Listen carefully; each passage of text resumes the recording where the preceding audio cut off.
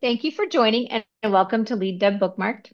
Lead Dev is a global community of engineering leaders who come together to discuss all things leadership, teams, tools, and tech. Bookmarked is our monthly book club that takes place on the first Tuesday of every month.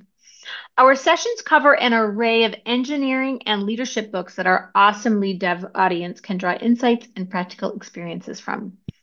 I'm Susan Bond, and I'm your moderator. I'm a former COO of a scaling startup and a leadership consultant, and I also work with leadership teams. My specialty is tech leaders. You can find me on Twitter at Susan Bond or on LinkedIn mostly these days, since Twitter is X. Today we'll be talking about thinking faster and talking smarter. If you have questions for Matt, please pop them in the Q&A feature on Zoom, and I'll make sure to weave them into our conversation. So Matt Abrams is a leading expert in communication, a lecturer in organizational behavior at Stanford University's Graduate School of Business, host of the popular award-winning podcast Think Fast, Talk Smart, Mhm. and author of Think Faster, Talk Smarter: How to Speak Successfully When You're Put on the Spot. Welcome. We're so happy to have you. I am thrilled to be here. Thank you for having me on. Yeah, I'm really excited. So let's just start with something I always love to ask authors, which is what made you write this book? What was the impetus behind it? Well, I wouldn't say anything made me write the book. I was really excited to write it. I've been teaching communication skills for decades, and one of the biggest challenges my students have faced and the people I coach face is speaking in the moment. If you think about it, most of our communication is spontaneous. It happens in the moment. Someone asks you a question, they ask you for feedback, you're making small talk. You have to introduce yourself. Yet, if we get any training at all, it's on planned presenting. It's crafting a presentation, it's honing a pitch, it's setting up an agenda for a meeting. And so there was a huge need. And this need was really ignited when the deans at the Stanford Business School, where I teach and have taught for almost 15 years, came to me and they said, "We have an issue. Our incredibly bright students are struggling with cold calling." And I'm sure many of you remember cold calling when the professor looks at you and says, "What do you think?" And you have to respond. And our students knew the answers, they just had trouble articulating them. So when I was asked to do it, I did a deep dive into lots of different academic fields: psychology, sociology, anthropology, neuroscience, even improvisation. And as a result, created a methodology that now every Stanford MBA has the opportunity to take within the first 3 weeks of being on campus. And it is that methodology that serves as the backbone for the book. So it's available for everybody to learn to hone and develop their spontaneous speaking skills. I mean, it's a great point because it is true. Like we think about like Toastmasters is so famous and popular, but that's more often prepared or a specific, not spontaneous or unstructured, right? I mean, I do think Toastmasters or other things have it, but there really is a need for that spontaneous communication. I think we forget that we're doing it all the time. I love that you mentioned Toastmasters. Toastmasters is an amazing organization to help people develop skills. They do spend a little bit of time on spontaneous speaking, but it's mostly giving people practice, and practice is certainly important. But I believe fully that with being equipped with a methodology and some academic background first can help expedite your ability to speak better in the moment. Yeah, yeah, absolutely. So, I mean, obviously, you know, there are people who are make me nervous communicators, right? Those people you talked about, the cold calling who just froze. What tips would you offer to the nervous communicators? Oh, I have a lot to say about this. So, anxiety looms large in communication, both planned and spontaneous. First and foremost, we have to understand that it is normal and natural to feel nervous. In fact, 85% of people report feeling nervous in high stakes communication situations. And quite frankly, I think the other 15% are lying. Those of us who study this believe it is innate to being human. So the issue is, how do we learn to manage this? Not overcome it. I don't think we can, nor do we want to. Actually, anxiety can be helpful if channeled appropriately. It gives us energy, helps us focus. It tells us what we're doing is important. But we want to manage it so it doesn't manage us. So we have to take a two-pronged approach. You have to manage symptoms and sources. Symptoms are what we physiologically experience, and sources are the things that initiate or exacerbate that anxiety. So let me just give you one quick example of both, Hmm. and then I'm happy to point listeners listeners to a lot of resources that can help, because one of the best things you can do to improve your communication is to manage anxiety. Single best thing for symptoms, the shaky hands, the pounding heart, the fast speaking, all of that can be managed best by deep belly breathing. The key is the exhalation. So there are lots of different breathing ideas out there. They can all help. As long as your exhale is twice as long as your inhale, you will do better. The magic happens on the exhalation. So if you take a 3 count in, really filling your lower abdomen, if you've ever done yoga or Tai Chi, it's that deep belly breath. And then exhale twice as long. So if I take 3 count in, it's 6 count out. That will help tremendously. In terms of sources, there are many. A big source that makes us nervous is the goal we're trying to achieve. When you communicate, you should have a goal. And many of us are made nervous by that goal. My students are afraid they won't get a good grade. Entrepreneurs are afraid they won't get funding. You might be afraid your idea, your offering might not be supported. So if we're worried about our goal not being achieved, that's a worry about a future outcome. We can counteract that by becoming very present oriented. Do something physical, walk around the building, talk to people in the audience. Do like athletes, listen to a song or a playlist to get in the present moment. My favorite way to get present oriented is to say tongue twisters out loud. I know it sounds silly, but you can't say a tongue twister right without being in the present moment, and it warms up your voice. So before we got on this call today, I said my favorite tongue twister a few times to warm myself up and get me ready to be with you. Okay, now wait. I want to know, can you tell me what your favorite tongue twister is? You knew that was coming. I I'm am like, happy what to is share it it? with you if you promise to repeat it after me. How's that? I will, It's but I hope easy. I don't swear because some of them make you swear. And you're exactly right. That's so funny you mentioned that. So my favorite tongue twister, the reason I like it is I really have to focus. Otherwise, I say a naughty word. So let's challenge ourselves. Yes. 3 phrases takes 5 seconds. Here we go. I slit a sheet. I slit a sheet. A sheet I slit. A sheet I slit. And on the slitted sheet I sit. And on the slitted sheet I sit.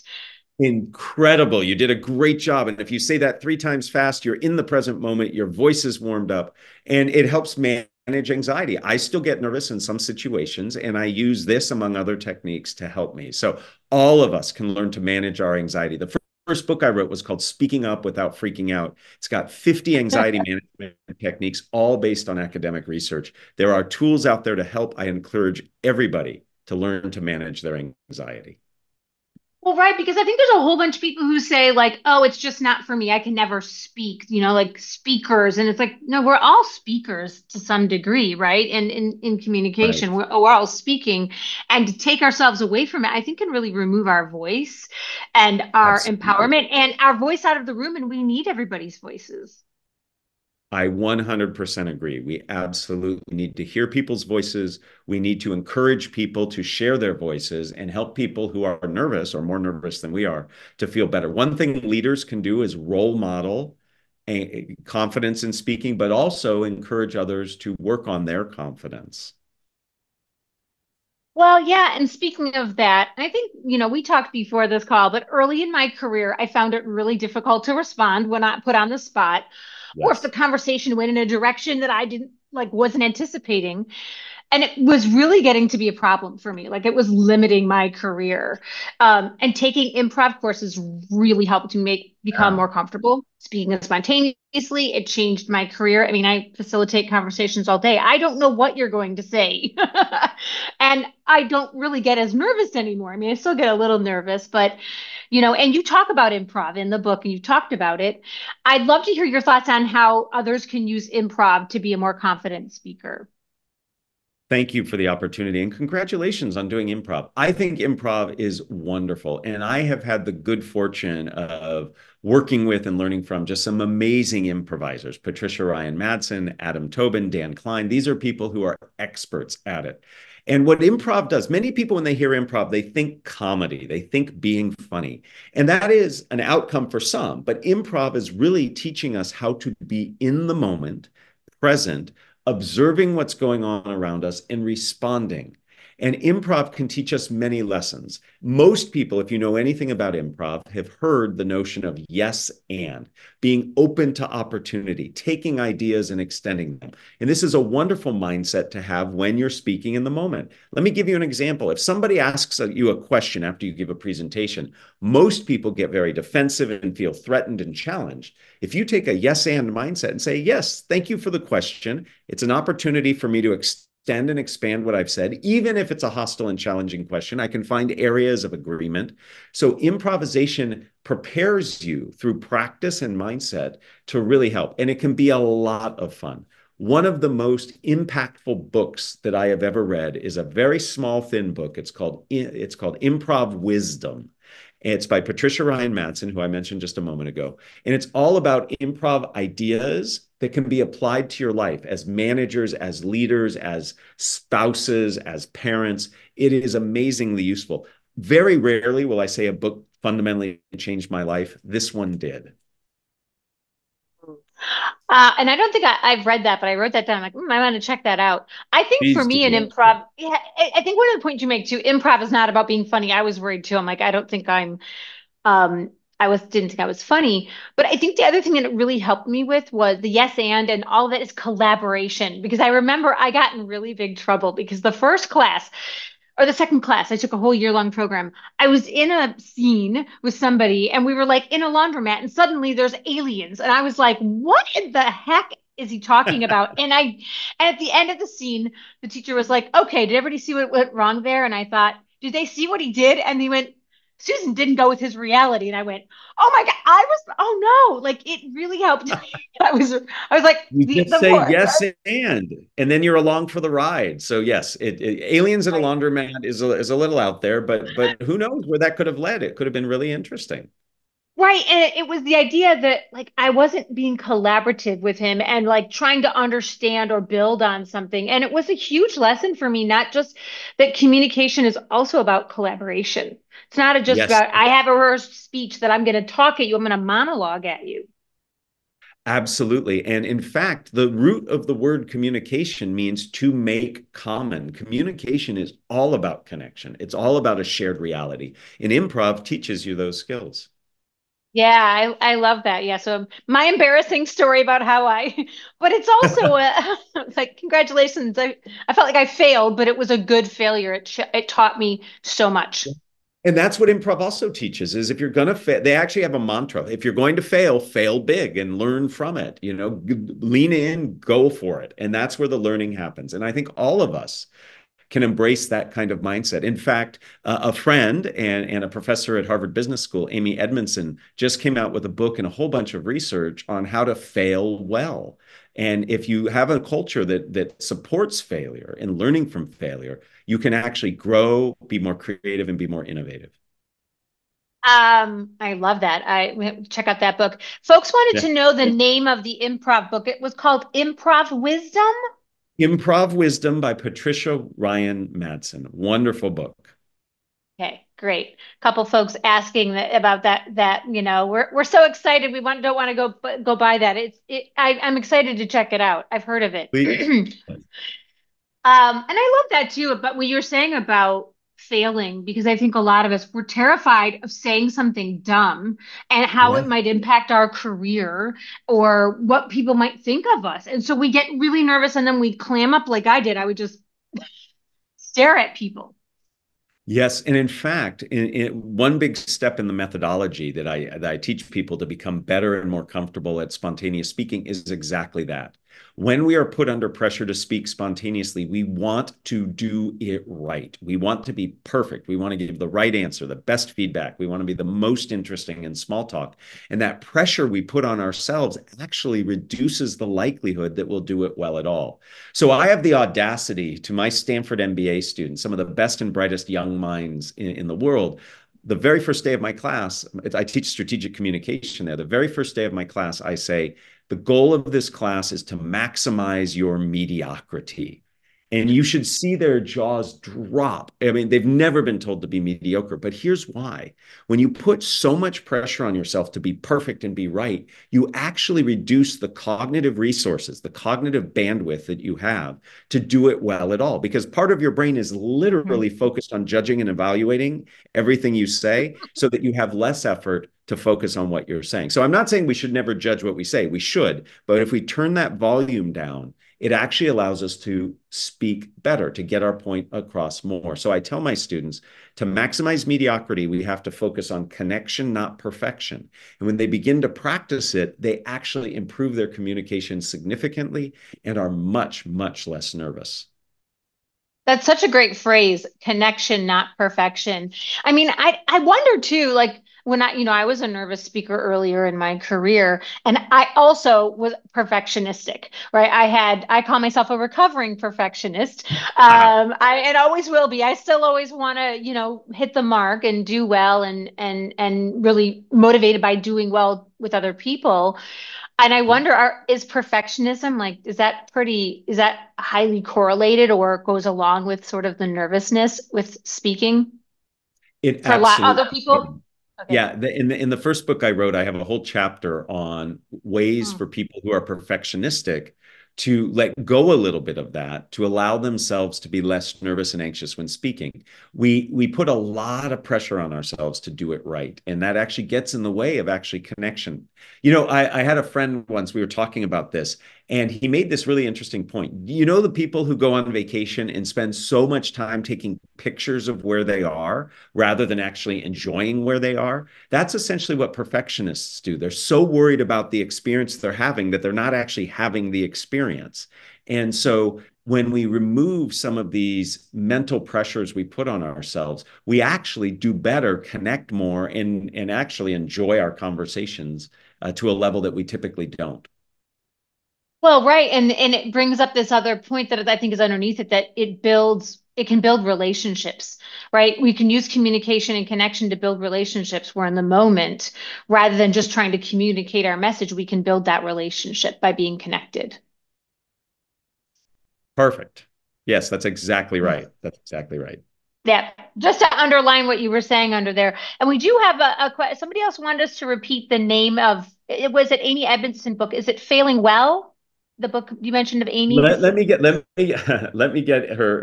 right name. Yeah, It's we'll make sure. yes. I'll get it for you as we speak. It is Thank The you. Right Kind of Wrong. It's called The Right Kind of Wrong, The Science of Failing Well, The Right Kind of Wrong.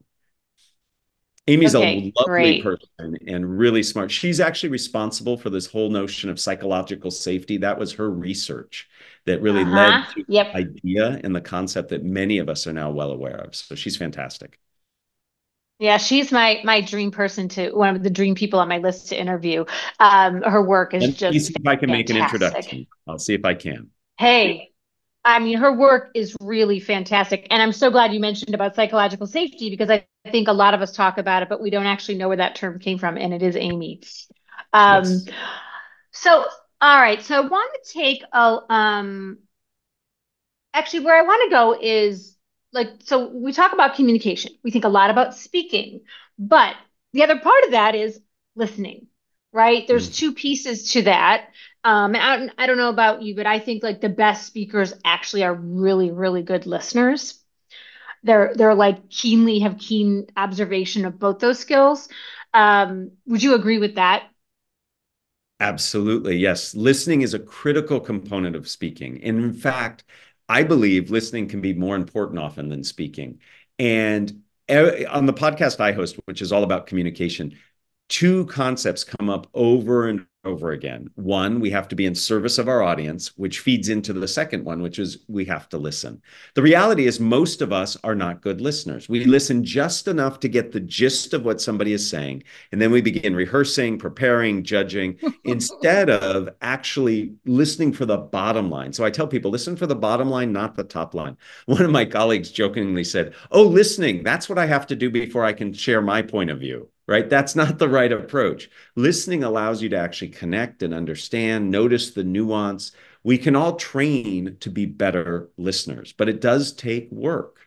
And I have a whole chapter, there's a whole step in the methodology dedicated to listening better. Because if we don't, we can actually respond inappropriately in the moment. Let me give you an example. So imagine we come out of a meeting together and you ask me, well, Matt, how do you think that went? And I hear, oh, she wants feedback. So here's what I'm going to do is give you a whole bunch of feedback. Here's what worked. Here's what didn't work. But if I would have listened really in a fine way for the bottom line, I might have noticed that you spoke a little more quietly than usual. You came out the back door, not the front door. You paused a little bit more. Maybe what you needed in that moment was not feedback, but was support. And I missed the boat and I totally went into all these things that went wrong. So, in fact, I made it worse for you than better simply because I was not listening with detailed and nuance. So, listening is critical for success. Well, yeah, I mean, the other thing that helped me a lot with that is coaching. So I went through a coaching school and we had a whole module on listening, and they have all these different levels of listening. And I now like to say I listen from my head to my toes. I listen with every part of my body because there's a lot of information, right? Like she went out the back door, just that really finely tuning. So I also recommend people any kind of coaching skills should help you really learn how to listen well. But what are some ways that, I know you talk about it in the book and it was really a great chapter. What are some suggestions for folks of ways they can get better at listening? Absolutely. So I borrow a process from one of my colleagues, Collins Dobbs at Stanford's Business School. He teaches a class on crucial communication, and he has this process that applies perfectly to listening. It's three things: pace, space, grace. So the first part, pace, we have to slow things down. All of us move very quickly. We have a lot going on. To listen well, you have to slow down. You then have to give yourself space. Physical space, be someplace where you can actually listen, but mental space, we have to focus, we have to get present oriented and really listen. I heard, and I've got to find this guy's name, he teaches jazz at NYU, and he talked Oh, about his jazz teacher who used to tell him to listen to jazz music, to really appreciate it, you have to listen until you sweat. And I love that analogy. When you are mm. present oriented, you should listen until you sweat. So that's pace and space. And then grace. You have to give yourself permission to listen. You have to give yourself permission to listen, not just to what is said, but how it is said, where it is said, and also grace to listen to your intuition that comes up as you hear what is being said. So by doing pace, space, grace, we can actually all get better in our listening. Now, I have to tell you, if my wife's on the other side of this door, she says I do not practice what I teach. So I'm still a work in progress when it comes to listening. And I think all of us are. So we can all get better. Yeah, we all can, and it's so important. So I want to just Mhm. say, somebody asked if I could give the details of the coaching.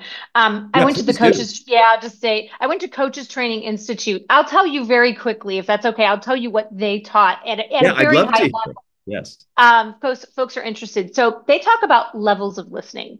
Level one is me. What's happening for me? Oh, I'm feeling hot. I'm feeling tired. I'm feeling bored. Level two is, oh, what's over there? What's Matt doing? What's Matt saying? What are Matt's eyes doing right now? Level three is what's happening in between us right now? Right? Like, what is our energy like? What's the vibe of this? Are we excited? Like, you and I are excited. We talk fast because we're excited, right? What's that energy like? Level four is what's going on around us? What's in the environment around us? I live in New York City, so there's, often honks. I'm waiting for a honk to come in because I live by a school too. And, the parents double park and then the drivers get mad, especially the truck drivers. And then level five, which I think they introduced later, is like what's going on around us in the world, what's Hmm. happening in like the bigger context of the world. And so what that trains you is like, where is my attention focused? If I'm like waiting for like, okay, wait, I'm waiting to say something because Matt's, I'm at level one, I'm not really listening, I'm not at level two, right? And we've all been there. Absolutely. And I love the idea of where is your awareness? And you start with yourself and then you get all the way to the environment. And that's wonderful. I think that's really important. And all of us can get better at that. And we can get better right away. People right now listening to us can focus on all those different levels. When they're done with us, they can do that with their colleagues, their partners, etc. That's how we get better. You have to practice it. Yeah, yeah, exactly. And it's saved a lot because you've been in a conversation where you can tell someone's wheels are turning. They're not actually hearing you anymore, especially like one that's maybe a little contentious.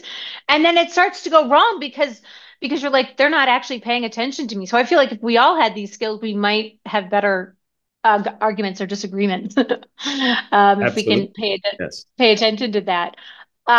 All right, lots of good questions coming in. I'm going to go forward on a couple other things.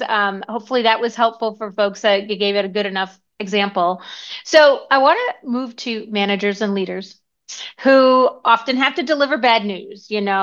There's a riff. You didn't get the promotion, the pay increase isn't happening, the project is getting shelved, all sorts of things.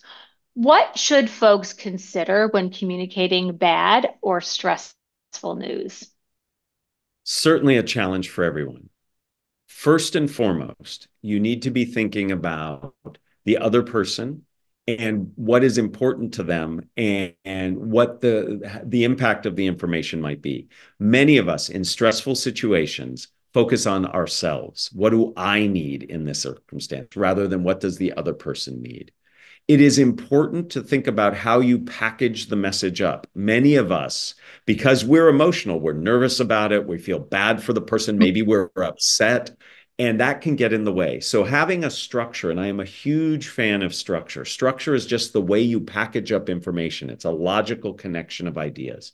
And there are many, many structures, but I like one particular structure for feedback. It's three simple questions. What?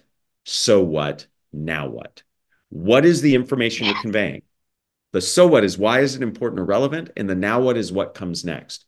I may not speak my message answering those three questions, but I will ask myself those three questions to help me focus and prioritize what I say. So let's imagine I have to let somebody know that they did not get a salary increase or a promotion that they were expecting. The first thing I need to think about is what's most important to them. Well, I might know them well, and I might know that they have in several years a desire to be in a certain position at a certain level. So that's important for me to think about as I'm giving the feedback or the information. How can I position this to factor in what it is their long-term goals are? Mm. Once I think that through, I then think about what is the actual message. The message is not, it might not be you didn't get the promotion. The message might be, we need you to stay where you are right now because of the quality of the work you're doing or the import of what this has for the business. So I have to think about what my what is based on what I have to get across. Then why is this important? Why is this important to the company? Why is this important to the person you're talking about? And then ultimately, what comes next? So I might say to the person, I know that it's time for performance reviews, and I want to share with you that we're very happy with the work that you're doing. And we need you, in fact, to stay in this role at least for the next 6 months because of the impact this has for the bottom line of the company and ultimately for your career. So we'll get together in a few months and plan and check in to see where we're going. And within the next 6 months, we can revisit the promotion you were looking for. What, so what, now what? Tuned and honed based on what I know is important to the person being talked to. Yeah, that was one of my favorite parts of that book. I love the way that you break that down.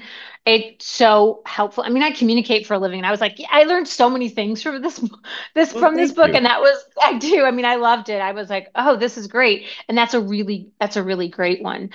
So I want to talk to another maybe tricky situation for all of us, which is giving feedback, right? Lots of us might find it hard, not just managers and leaders, but sometimes we need to give feedback as when we're ICs. What tips might you offer for those who find it difficult? Absolutely. And I have to disclose fully, I am a disciple of Kim Scott's radical candor. I think Kim's approach to feedback is spot on. Kim is a friend, a neighbor. We go for walks together. She was a great guest on my podcast. I really, really admire her approach. Here's what I would add to it. So if you don't know radical candor, check it out. But here's what I would add. The way I approach feedback is, in most situations, feedback is an opportunity to problem solve. There are certainly types of feedback or times where you just have to shut something down. Somebody's done something inappropriate. They've done something offensive. You have to shut it down. But often feedback, to my perspective, is an opportunity to problem solve, which means I need to invite the other person to work with me to solve the problem. So I want to phrase and position the feedback in a way that does not make them defensive. So let's imagine I'm a manager and I have an employee who is constantly late to meetings and not prepared. I can come in and say, you need to be at the next meeting on time prepared, but that's not an invitation. And that puts a very big strain on our relationship. I might first think about what is it that I want? Well, what's most important to me is that the person be there on time and participate fully prepared. I then think about what might be leading to this behavior. The person needs to do their job, certainly, but my opinion would be very different of this behavior if I knew this person had an elderly relative that was ill and they were taking care of that person versus they were just out partying last night. So thinking about what might be leading to this behavior might influence the way in which I give the feedback. So we have to think about what's our desired goal, what might be influencing this, and then how do I make an offer or an invitation to actually coordinate and collaborate with the person to solve the problem. And that's where what, so what, now what comes back in. That's the way I might phrase it. But ultimately, I might position a question and say, what can we do to help make sure that you show up to our next meeting on time prepared? So it's not me saying you're a bad person. It's simply me saying, let's work together to make this happen. And by being collaborative in that way, not only do you take a lot of the tension out, but the other person is now invested in helping solve the problem, which we know from research, when somebody's invested in acting, they're more likely to do the acting that you want.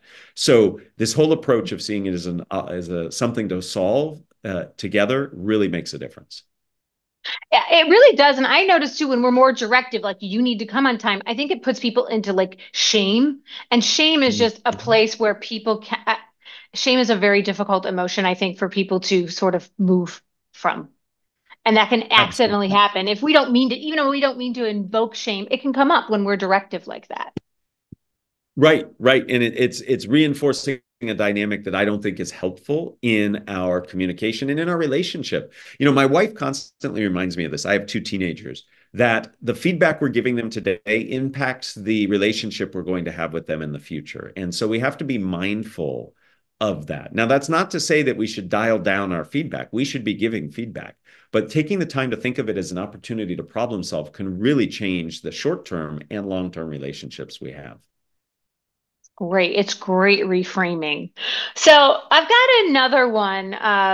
How it's a little bit along like the difficult lines. Like, okay, how can we best apologize when something has gone awry or after making a mistake? We talked about like, oh, we're allowing mistakes, and like mistakes are good and failures are good. But like, what happens when we do one? I think especially for managers and leaders, it might feel hard to know how to handle that.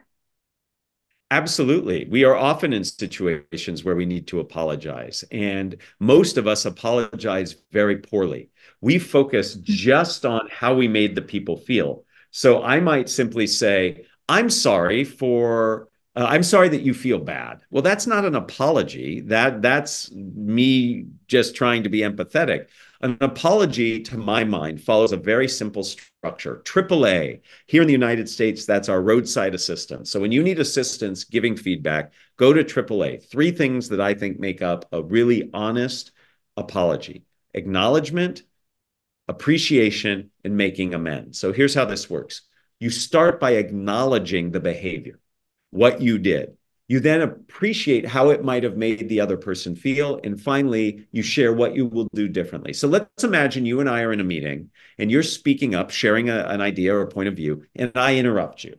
And it's blatantly obvious that I jump in the midst of you speaking. Well, after the fact, and I believe that if the offense is in public, the apology should happen in public. So I might do this in the meeting. Now, I would obviously want to make sure that doing the apology in public doesn't make it worse for you, like I'm highlighting something bad. So I have to think that through. But I might say, I'm very sorry for interrupting you in the meeting. I cut you off in the midst of what you were saying. That's my acknowledgement. I can imagine when I cut you off, you felt that I wasn't valuing your opinion and felt bad about it. In the future, not only will I let you finish what you're saying, but I will absolutely paraphrase what I hear you say before I contribute. So that to me is a complete apology. It acknowledges what I did. It appreciates perhaps your experience of it. And I give you an opportunity to correct me if I'm wrong, your experience. And then finally, I share with you what I'll do differently. In the moment, following the AAA approach, acknowledge, appreciate, and amends, can really help you give an honest, good apology that sets you up for success in the future. That's such a great framework. Before we go to a couple guest questions, I want to ask you one last question about, I think, a situation a lot of us have found ourselves in, like when someone's just taking up way too much airtime, they're just talking on and on and on, and everyone's Are you like, implying something about me?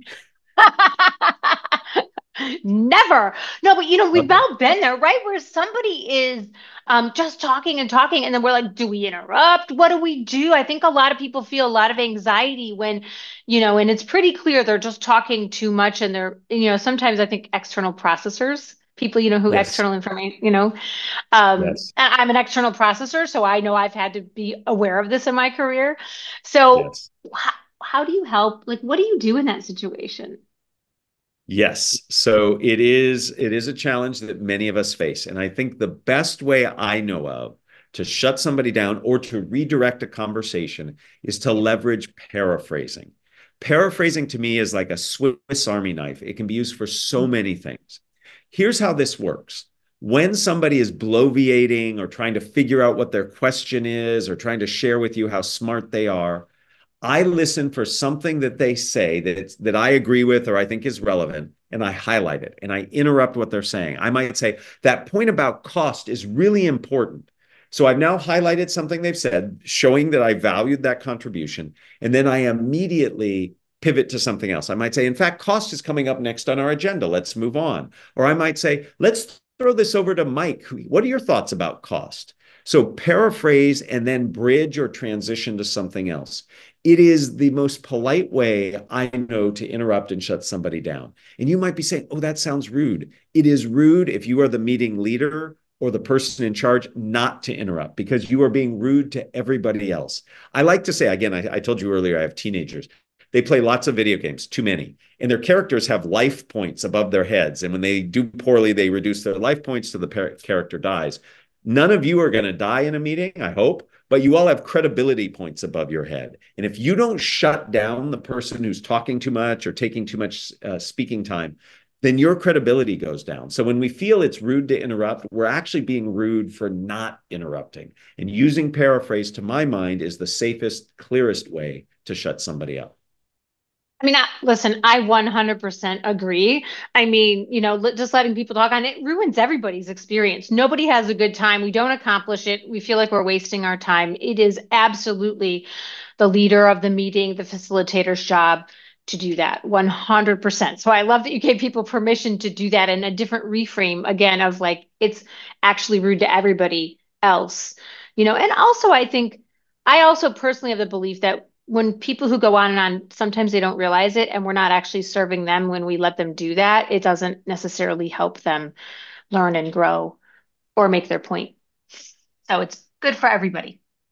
It absolutely is. And it's setting expectations for what future communication should be like. And that's important. Yeah, what's the behavior we accept?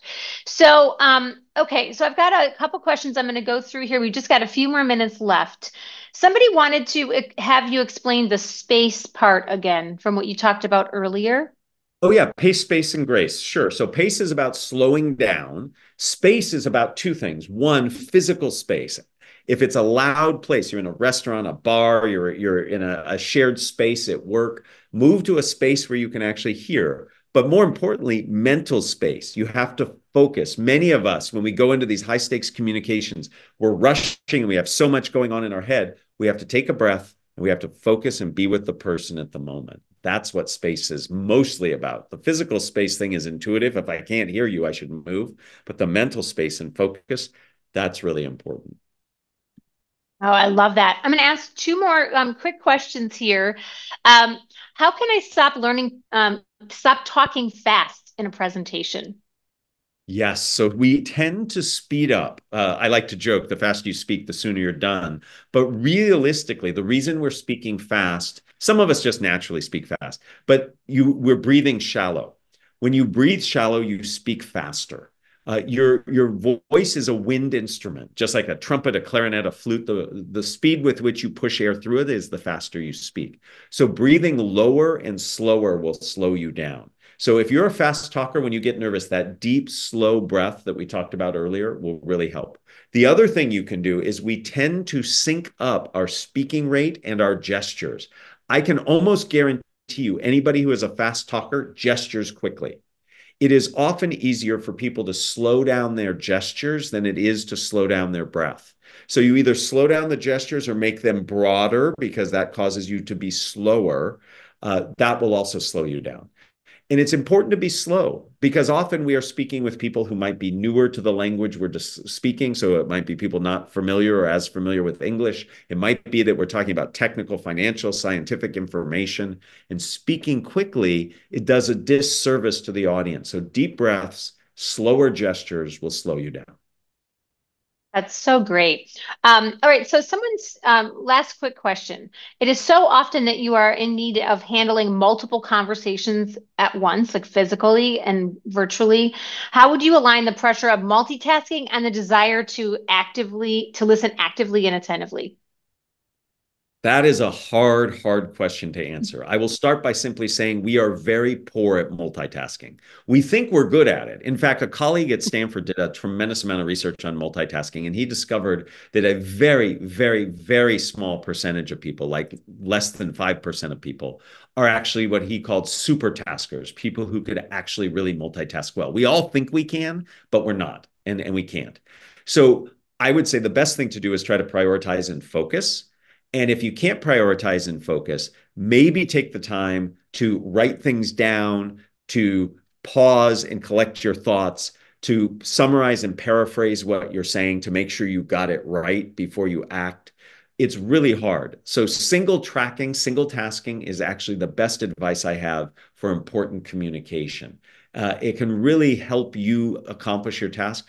The reality is this: when we multitask and manage multiple conversations at once, fidelity, which is our big F word in communication, the accuracy and clarity of what we're doing, goes down. And we end up having to repeat ourselves, cleaning up our mess, taking more time. So it's actually more time appropriate to focus on each task individually rather than to try to do a whole bunch at once and then have to spend all this time cleaning up the mess that we make. So try to minimize the multitasking is the bottom line. That's such a smart advice. I just want to read one last thing that I think we're going to bottom line really fast because my heart really went out. Someone writes, midway into my career, I accidentally overheard my manager say this about me. He writes so clearly, if only he could communicate verbally as well. Ugh. I am 15 years later, pretty much in the same place with this career limiting handicap. I often freeze up while talking and blabber along, while writing comes naturally to me, and I can take my time before I respond. Is there any hope for me? One, my heart goes out for you as well. And the answer is 100% yes. I work with a tremendous number of people who explain the same problem. And actually, you have the benefit of being acknowledged as a good writer. A lot of people aren't good writers. So that's great. That means you have a way of putting words together, ideas together that are clear, means you appreciate being audience centric and giving people what they need. It sounds to me like learning some very specific techniques for managing anxiety would help.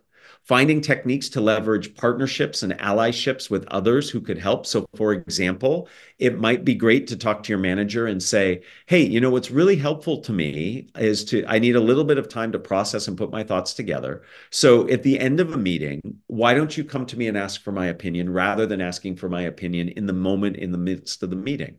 And simply giving that extra time to yourself to formulate your thoughts might work.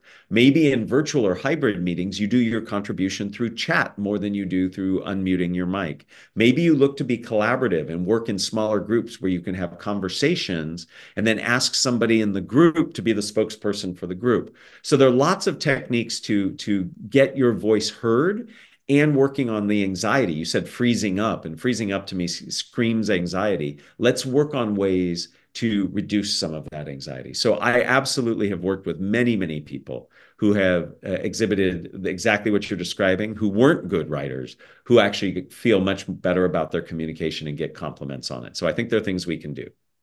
Yeah, thank you so much. I knew there was hope, and I'm like, we have to answer this because I didn't want to Yes, leave yes. anybody feeling like there's no hope for themselves because there's always hope that we can improve and be, communicate better. So thank you so much for joining us during this session. Our next guest joining us on March 5th is Jocelyn Harper, author of A Software Engineer's Guide to Seniority, a Guide to Technical Leadership. And then later that month, we'll also be joined by Scott wow, my mouth, author of Leading from the Middle. His session will be taking place on March 12th. Thank you again for being here. It was an absolute pleasure.